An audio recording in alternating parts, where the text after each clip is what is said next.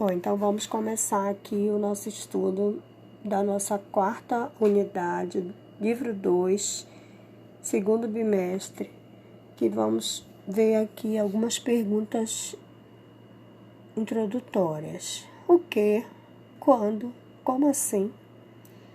Nós temos aqui a Aurora da Rua, o jornal que nasce da rua. Então, você já observou aqui que o gênero a ser trabalhado, o que mais se publica no jornal? Isso mesmo, notícias.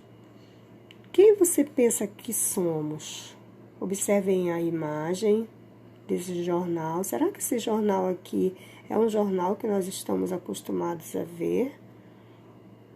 Ou é uma espécie de jornal literário? O que vocês acham? Quem você pensa que somos? Múltipla e diversa, a população de rua surpreende e revela suas muitas faces. Aqui eu tenho embaixo a Aurora da Rua, capa Salvador, A9, número 48, fevereiro a março de 2015. Aí tem algumas matérias aqui ao lado. O que deve ser isso?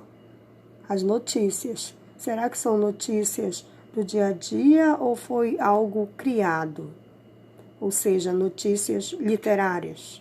Transbordando vida, desfazendo estereótipos, amor incondicional. Perguntas que vão nortear esta unidade. Observe esta primeira página de um jornal que nós acabamos de ver. O que você espera deste jornal, ou seja, quais as suas expectativas de temas e de fatos noticiáveis? O que seria noticiável num jornal Aurora da Rua? Que nome você relaciona a um termo literário? Seria Aurora? Seria Rua?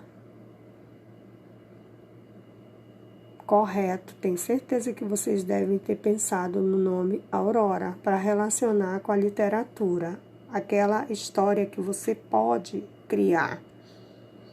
Segunda pergunta, ative seus conhecimentos prévios sobre notícia e responda. O que é noticiável? Em outras palavras, o que vira notícia?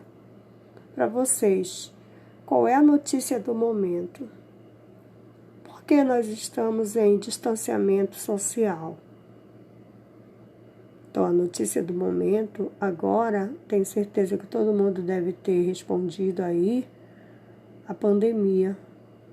Coronavírus é a nossa notícia do momento. Quando você assiste um jornal, o jornal ele apresenta várias notícias. E se uma notícia dessa for destaque, ela já vira o quê? Hein, pessoal? Ela já vai virar o quê? Uma reportagem. Uma reportagem já traz a notícia de forma mais detalhada. Então, vamos aí para a próxima página do nosso livro.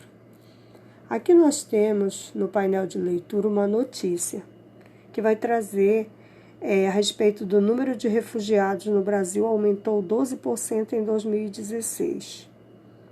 Então, nós temos aqui como proposta, você lê essa notícia.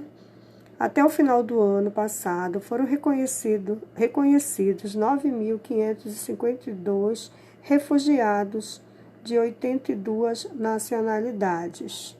O que vocês entendem quando fala refugiados? As pessoas estão vindo de outros países? Essa notícia aqui, nós vamos ver a data dela daqui a pouquinho. Isso era antes de estar acontecendo o que a gente está vivendo agora. Não é isso? Até o final do ano passado, foram reconhecidos 9.552 refugiados de 82 nacionalidades. Olhem só quando foi publicada essa notícia. No dia 20 de junho de 2017, às 15 horas e 22 minutos. Aí nós temos alguns parágrafos aqui falando dos refugiados. Vocês vão fazer essa leitura em casa para poder responder algumas perguntas que a gente vai trabalhar essas perguntas na aula de revisão. Então, alguns conceitos aqui para serem explicados. total de refugiados no Brasil aumentou 12% em 2016, informa o relatório sobre o refúgio no Brasil do Comitê Nacional para os Refugiados, que tem como sigla CONARE, do Ministério da Justiça e Segurança Pública. O Dia Mundial do Refugiado é lembrado nesta quarta-feira, 21 de junho. Nós temos algumas palavras que vocês precisam ressignificar. A palavra elegibilidade, a palavra reassentamento. O que seria isso? Eu dou como proposta para vocês lerem esse parágrafo, marquem aí, circulem o parágrafo para você ler e vamos avançar. Os refugiados reconhecidos em 2016 são em maior parte da Síria. Grifem aí.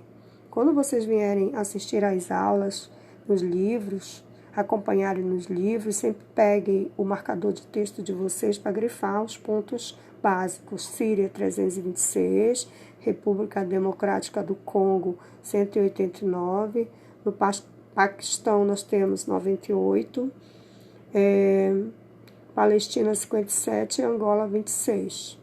Já os pedidos de refúgio caíram 64% em 2016 em comparação com 2015, sobretudo em decorrência da diminuição das solicitações de nacionais haitianos. Os países com maior número de solicitantes de refúgio no Brasil em 2016 foram Venezuela, observe o número, grifem aí, 3.375, a Cuba em 1.370, Angola 1.356, Haiti 646 e Síria 391. Vocês vão observar a imagem aqui. Olha, toda notícia sempre vai ter o título. Qual é o título? Número de refugiados no Brasil aumentou 12% em 2016. Esse é o título.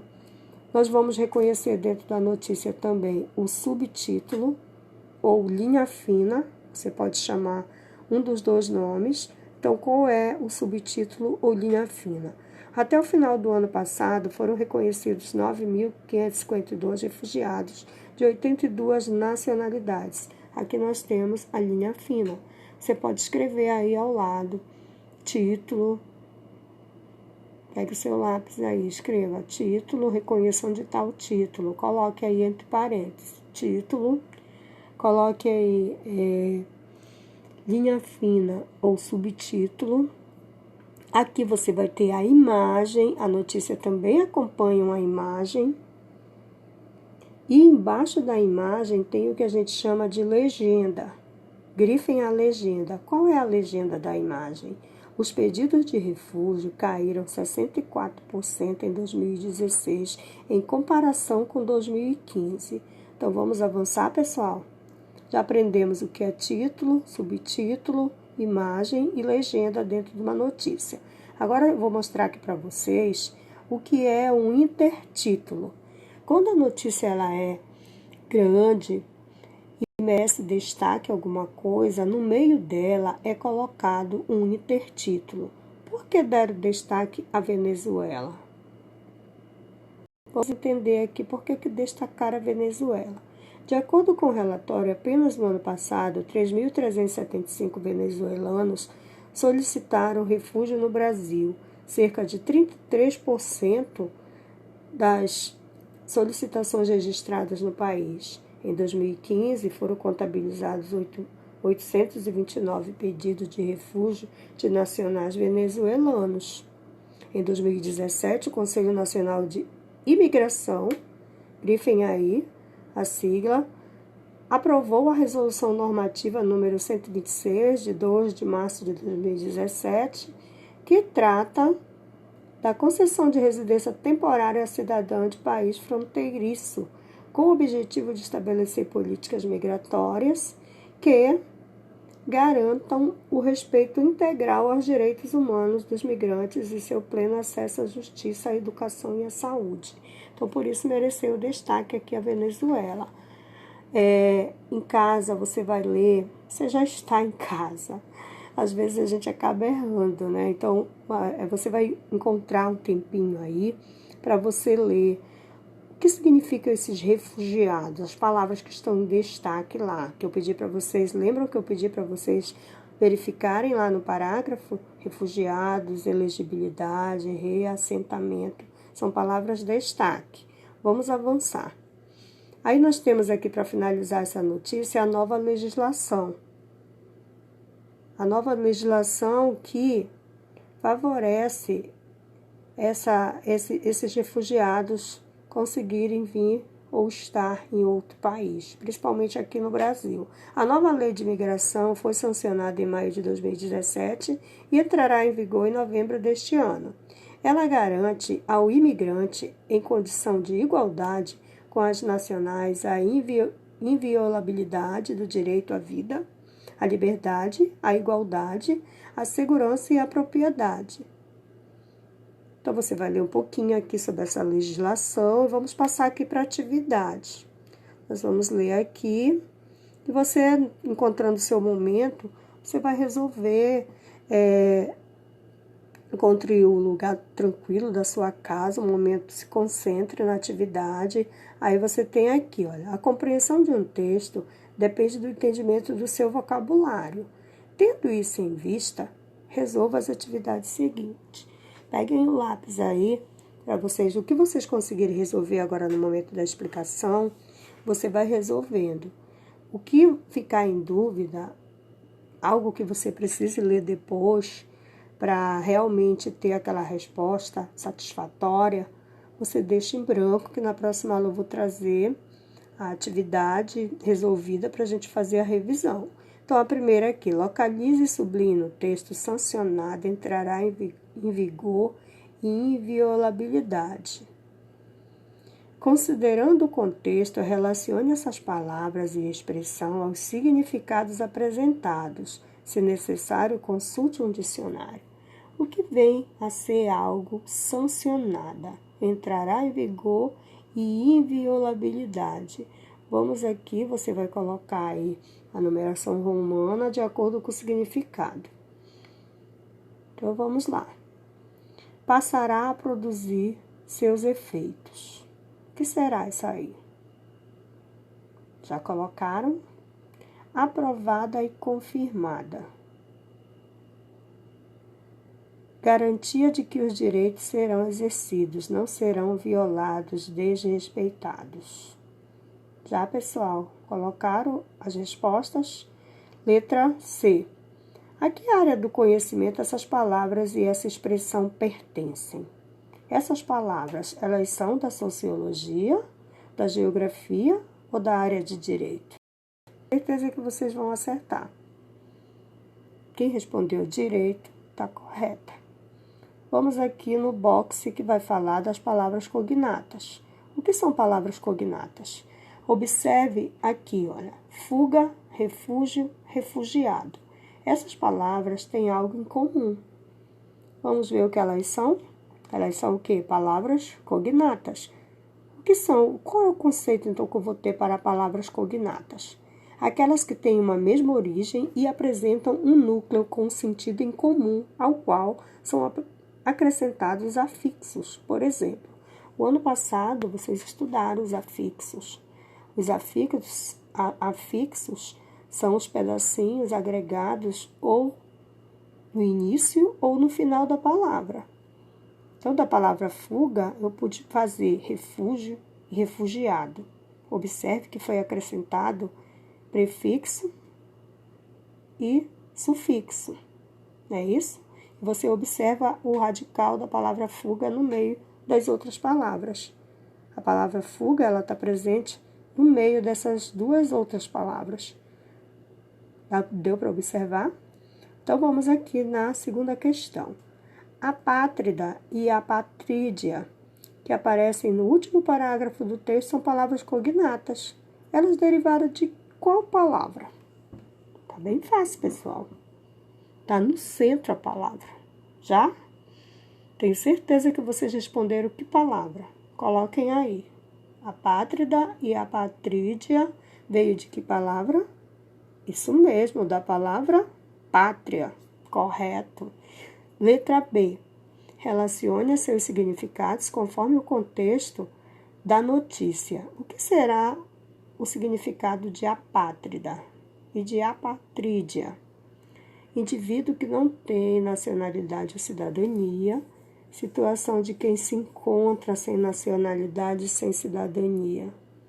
Você vai colocar a numeração, na próxima aula a gente vai ver quem acertou. Próxima pergunta.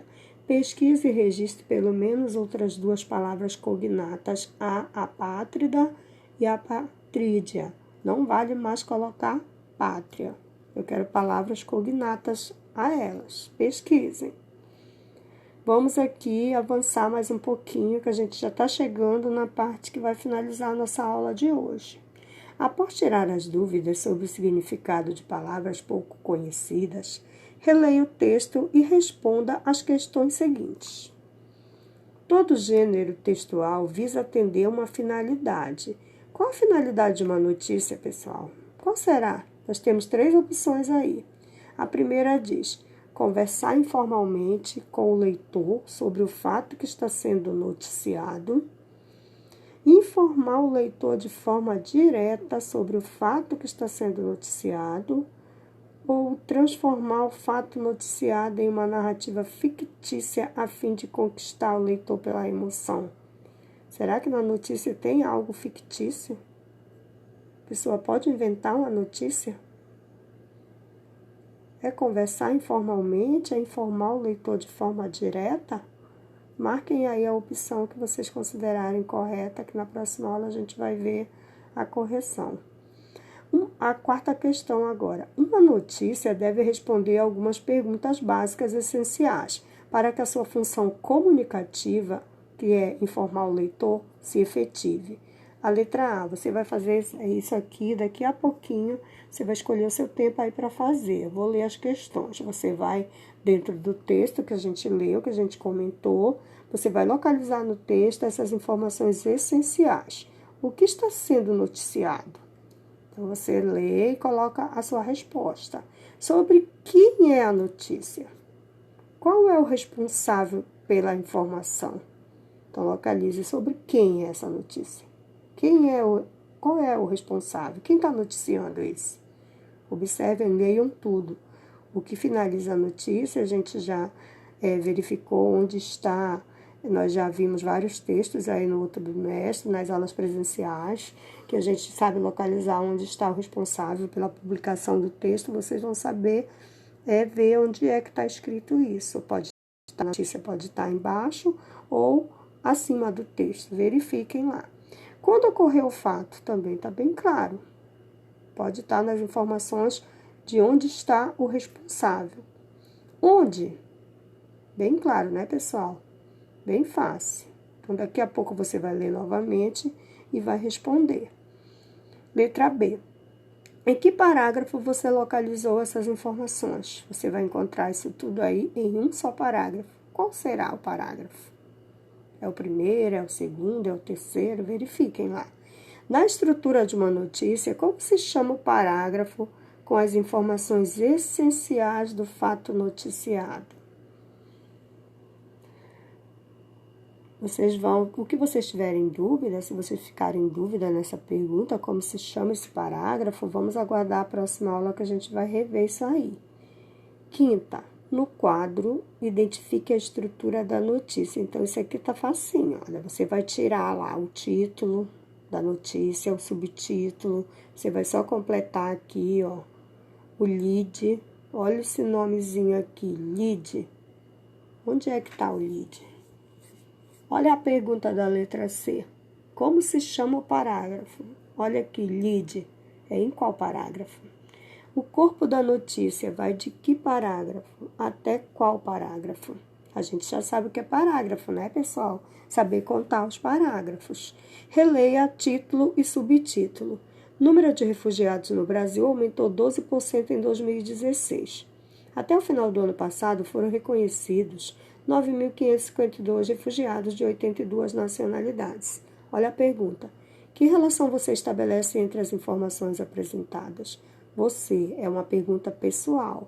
Então, leia aqui, faça a sua análise e encontre uma resposta possível, ok? E aqui falando do título e subtítulo, que é a linha fina, a gente já apresentou. A pontuação nós vimos, não há ponto final no título, nós já conversamos sobre isso. No subtítulo depende do padrão de estilo adotado pelos responsáveis pela publicação, então não se coloca ponto final em título. Já falamos aqui do título e subtítulo, que é chamada linha fina. O título mostra do que vai falar e o subtítulo ele reforça. Então você complementa aqui essa atividade. Observe a sequência dos termos nas frases que formam o título e o subtítulo. Complete o quadro identificando sintaticamente os termos. Eu quero que você tire número de refugiados no Brasil é o quê? Você vai completar com essas palavras aí. Quem é o sujeito, quem é o verbo e quem é o complemento? Tá fácil, né, pessoal? O número de refugiados no Brasil aumentou 12% em 2016. Grifem aí o que vocês vão colocar nos quadrinhos. Sujeito, verbo e complemento. Identifique quem é quem. Letra B. Identifique agora os termos que compõem o subtítulo. Aí, até o final do ano passado, foram reconhecidos refugiados de 82 nacionalidades. Novamente, você vai colocar sujeito, verbo e complemento no quadrinho certo, na parte de cima. Letra C. Sobre a ordem dos termos, assinale V se a afirmativa for verdadeira e F se for falsa. Atenção, pessoal. Estão atentos aí com o lápis para fazer logo essa? Olha só. A ordem direta no título contribui para que a informação seja apresentada ao leitor de maneira mais clara. O que é a ordem direta? Quando você coloca o sujeito no início, o verbo no meio e o complemento no final. Será que essa ordem direta aí, ela contribui para que a informação seja apresentada de maneira mais clara? Dá para o leitor entender melhor colocando os termos na ordem direta? Se der, a letra V, não é isso? A ordem indireta no subtítulo ajuda a destacar a informação da data em que houve o aumento dos refugiados no Brasil. Será que a ordem direta no subtítulo ajuda a destacar essa informação? Coloque aí o que você acha, V ou F. Tanto o título como o subtítulo estão na ordem direta. Será que tanto o título quanto o subtítulo estão na ordem direta? V ou F, tá, pessoal? Aqui, vamos lá, que está finalizando. As informações essenciais que constam no lead, o que, quando, onde, quando, vamos dar destaque para essas palavras aqui. O que, quando, onde e quando. Grifem aí. São complementadas com outras que ajudam a detalhar o como e o porquê. Grifem como e porquê. O fato noticiado. Observe isso resolvendo a questão. Nós vamos falar aqui do intertítulo. Às vezes, em uma notícia, lembra que eu falei lá que a palavra Venezuela era um intertítulo? Tá, então vamos aqui. Há 2 intertítulos no corpo da notícia, registre-os. Você vai ver, os 2 intertítulos. Tem o título, as 2 outras partes que foram divididas são os intertítulos. Você vai registrar, você vai escrever os 2 intertítulos. Letra B, resuma as principais informações de cada intertítulo. Então, você vai resumir o que você leu lá no intertítulo 1 e vai resumir o que foi lido no intertítulo 2, ok? Termino aqui. Complete o esquema registrando de forma sucinta o assunto de cada um dos quatro primeiros parágrafos. Nós temos o que nós chamamos aqui no box de pirâmide invertida. No linguajar jornalístico, usa-se a expressão pirâmide invertida para designar a hierarquização das informações em uma notícia. O essencial, o mais importante, vem primeiro, na parte superior da pirâmide. Observem aí a imagem da pirâmide em vermelho. O mais essencial está no topo da pirâmide, segundo a notícia, segundo os jornalistas. É assim que eles colocam de forma bem clara para a gente como é que eles analisam o conteúdo de uma notícia. Então, ele coloca o título, mais subtítulo, mais o lead, que forma o corpo, aí depois que vem o corpo da notícia, como se fosse uma pirâmide invertida. Título no início, o subtítulo logo após, o lead Lembram lá da pergunta, qual é o nome do parágrafo? Lide no primeiro parágrafo, que vai responder as perguntas básicas. Aí depois vem o dos detalhes, que são chamados de corpo da notícia. Ou seja, vai do essencial para o acessório. E aí vocês vão responder aqui. O número de refugiados no Brasil aumentou 12% em 2016. Até o final do ano passado foram reconhecidos 9.552 refugiados de 82 nacionalidades. Você vai tirar o lead, segundo parágrafo, terceiro parágrafo e o quarto. Essa pesquisa aqui eu vou explicar na próxima aula, só que eu vou trazer uma outra proposta para você pesquisar, tá bom? E aí, na próxima aula, a gente vai falar de reportagem, vamos fazer a correção desse dever aí, o que ficou para você resolver, e aí nós vamos falar de reportagem, tá bom? Fiquem bem, queridos alunos, até a nossa próxima aula, todo mundo aqui acompanhando na próxima aula, tá bom?